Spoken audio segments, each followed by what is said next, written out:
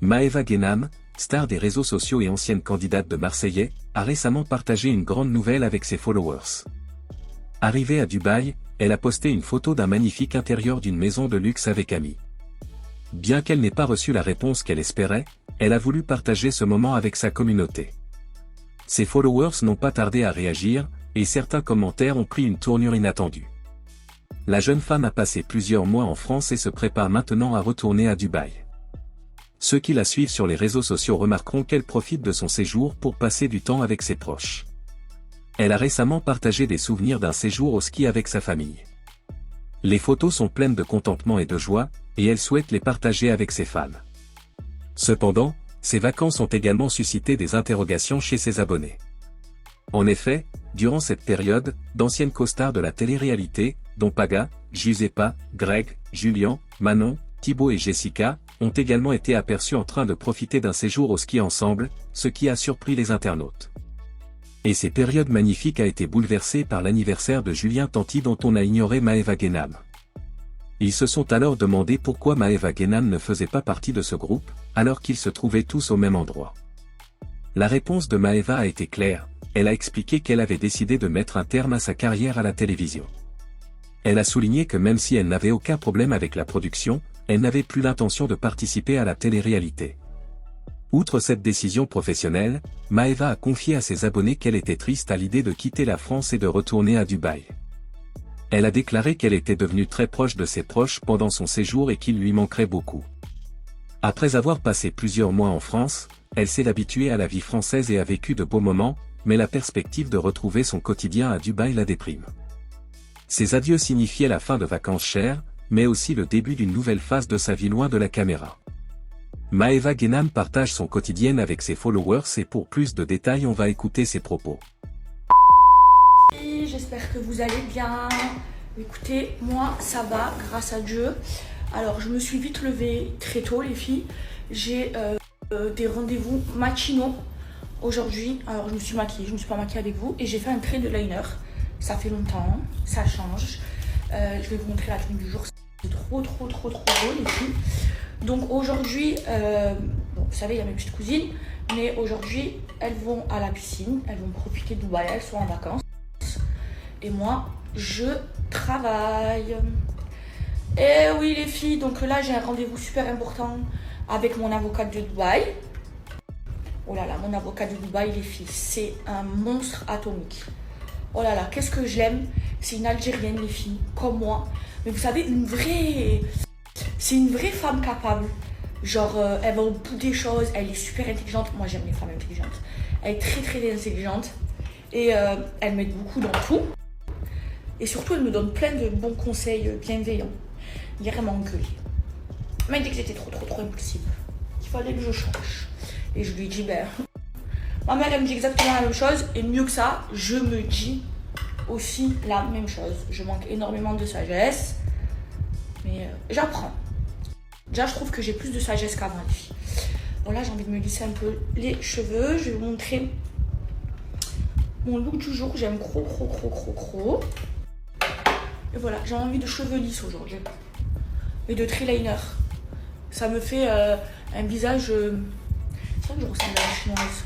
Vous me le dites tous. J'ai les yeux tirés. En fait, j'ai les yeux tirés et j'ai des pommettes naturelles. Vous pouvez voir mes photos d'avant de quand j'avais pas la chirurgie. J'ai toujours eu les yeux tirés et des pommettes. Au nom de Dieu, mes pommettes, elles sont pas refaites. De toute façon, j'ai pas d'injection dans le visage, à part les lèvres. Ça fait bien les cheveux lisses, comme ça. Alors, premier rendez-vous, c'est avocate. Après,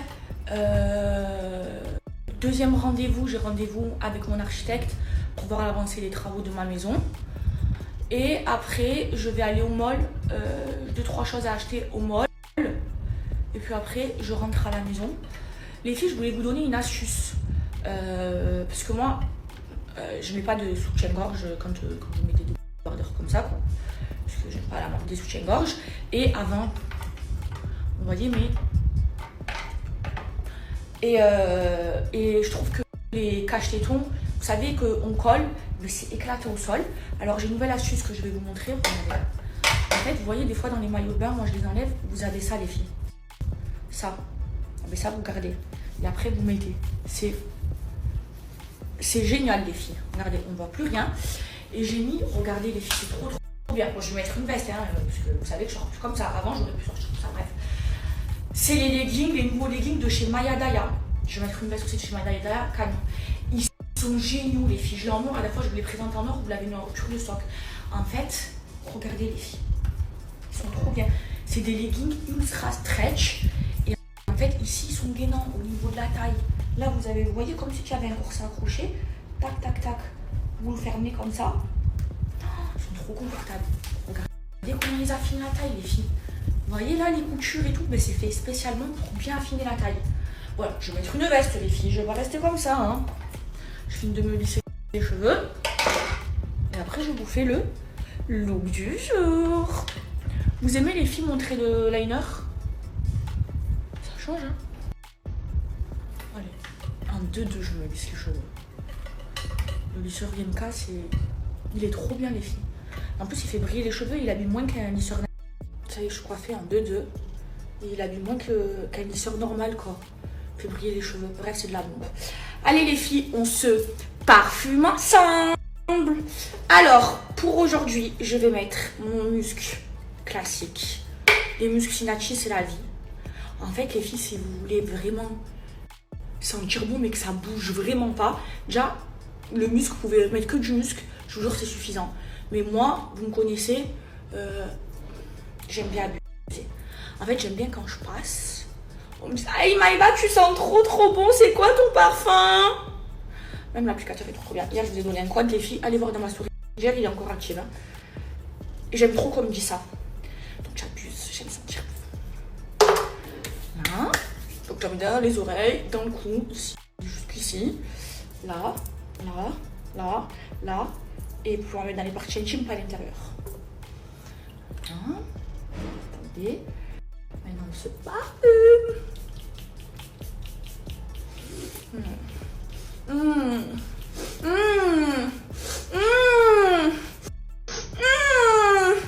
Non, les filles sont trop bons. Les filles. Ouais, j'abuse. Mais j'aime sentir bon. Allez, mes vies, on se fait un look du jour. Alors, c'est très automnal. Très. Attendez, je vous cadre. C'est très automnal. Hein, les filles, j'aime trop. Alors, j'ai mis un legging de chez Maya Daya. Les nouveaux, c'est une pépite, les leggings gainants. Ensuite, j'ai mis cette veste très automnale. Vous voyez, elle cache bien derrière. Parce que Maya Daya font les habits mat lourds. J'aime trop la couleur. La coupe, les filles, c'est pas de la tuerie. Un peu oversize, mais couleur d'automne. Même avec un jean, oh là là, j'aime trop. Je trouve que c'est ce qui fait toute la tenue, les filles. Oh là là, cette veste. Non mais ils sont trop chauds, ils sont trop chauds. Avec un body, les filles, de chez Zara, une paire de Chypre, couleur étoupe, elles font trop belles. Avec mon Kelly, cuir, c'est lié les cuirs durs, oh je sais pas. Lui c'est un 28, couleur étoupe. Et Zerma, les Chypres elles sont assorties, c'est la même couleur.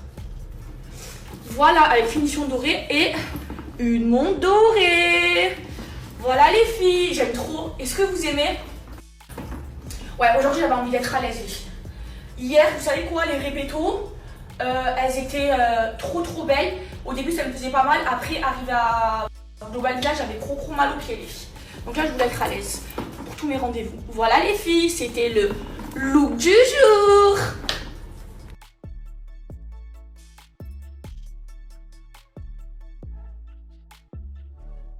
Bon allez mes vies, go, premier rendez-vous.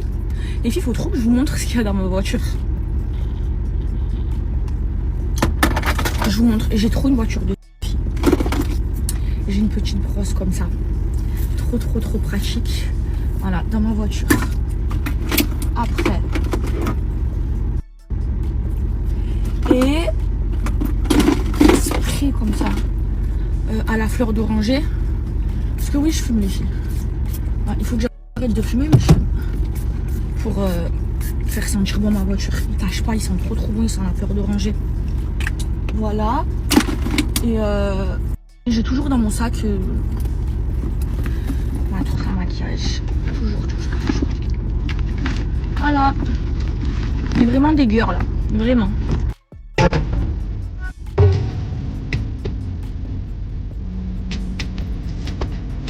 Ils ont essayé, mais ça se je ne veux pas battre.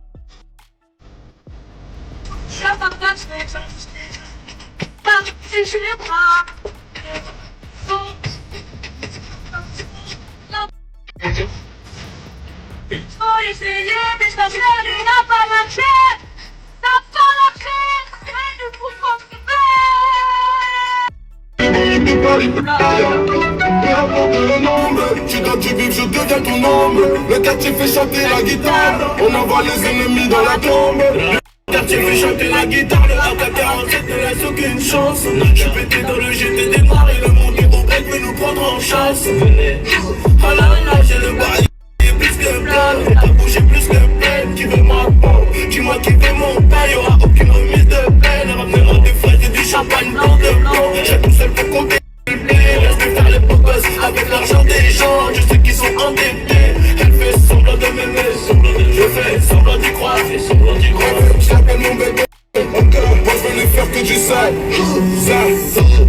T'as pas les balles sur l'argent. Les disent dans la ferme et j'ai rien dit. T'as déjà fait ton temps. Faut laisser le rater au péché. Ça y est, ma cité a craqué. Ça y est, ma cité a craqué. Ça y est, ma cité a craqué. Ça y est, ma cité a craqué. Dans le moulin, j'ai été pour qu'à faire un lundi.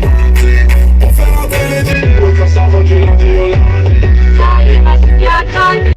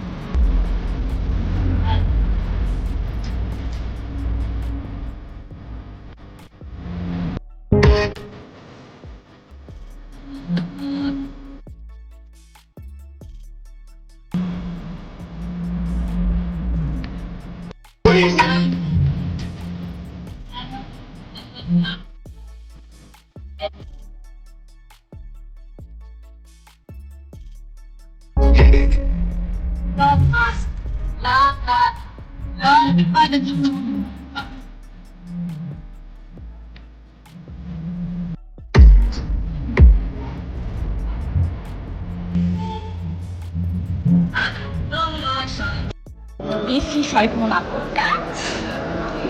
Mon avocate de Dubaï, je l'aime trop. Je lui fais des bisous, parce que je l'aime. Ici, je suis avec mon avocate.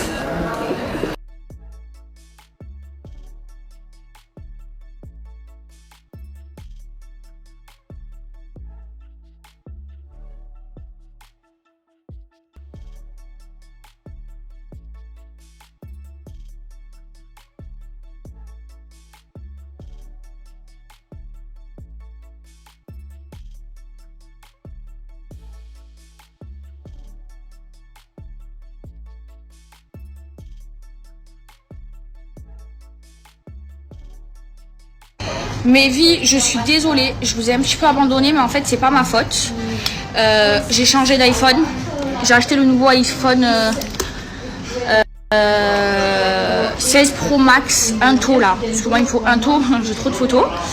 Et là, eh ben, il est en train de se mettre. Et comme j'ai plus de 250 000 photos, et ben voilà où j'en suis. Voilà, alors qu'est-ce que j'ai fait? J'étais vite fait au mall pour acheter l'iPhone avec ma copine. Là on est au Café de Paris, on s'est arrêté manger. Et mon amie, elle ouvre un salon, les filles, elle me l'a montré. Aïe comme il est beau les filles.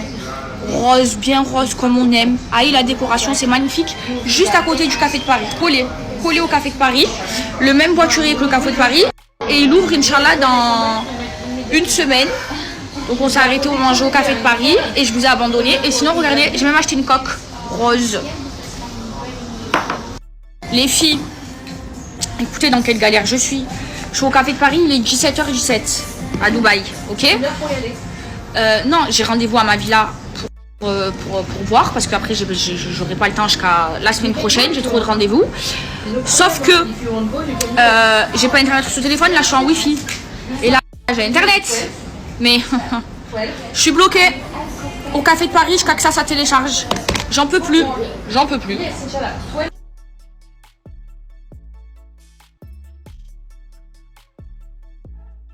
Oui, il y a les Dégungs 2. C'est sorti sur Netflix. Et j'ai joué dedans. Parce que je suis une actrice, les filles. Je suis pas qu'une influenceuse, hein. Je suis aussi actrice. Hein. Je fais des films qui sont sur Netflix et qui sont sortis au cinéma. Mon frère, ça fait longtemps que je l'ai pas vu. Il est où? Il est chez moi. Oui, et pourquoi tu l'as pas ramené ici? Ah, c'est pas gentil. Il est en Algérie, il m'a montré en photo plein de El Morjan. J'ai dit donne-moi, il m'a dit vas-y on se voit. Et là il est venu au Café de Paris, il a pas. Non? Non, elle c'est que sa voix, elle. Elle après se connaît que sa voix. Ouais. Sarah Djizi, c'est pas bien pour El Morjan. Ouais, il en a, il a plein de peau. Moi j'en ai. Ah, tu en as? Ah! Mon frère, elle est où la El Morjan là? Elle est à la maison, là, demain je te la ramène. Wallah, demain je te la ramène, wallah, je te jure. Wallah, je te jure. Wallah. Wallah. Bon les amis, c'était ça et pour rappel les controverses sur les réseaux sociaux entre blogueurs, influenceurs et rappeurs sont devenues une réalité incontournable de l'ère numérique. Ces confrontations publiques bruyantes créent une atmosphère de tension et d'hostilité et alimentent le battage médiatique. En effet, la capacité des réseaux sociaux à amplifier tous les discours en fait des lieux privilégiés pour ce type de confrontation. Entre disputes, accusations et provocations, la frontière entre authenticité et spectacle s'estompe. Les blogueurs et les influenceurs qui ont bâti leur réputation en établissant une présence sur des plateformes telles qu'Instagram, Twitter et YouTube peuvent être accusés de chercher à attirer l'attention en suscitant la controverse. Ces célébrités n'hésitent pas à provoquer des rappeurs ou à s'impliquer dans des controverses qui ne les concernent pas directement afin d'attirer l'attention. Parfois, il s'agit simplement d'une question de buzz.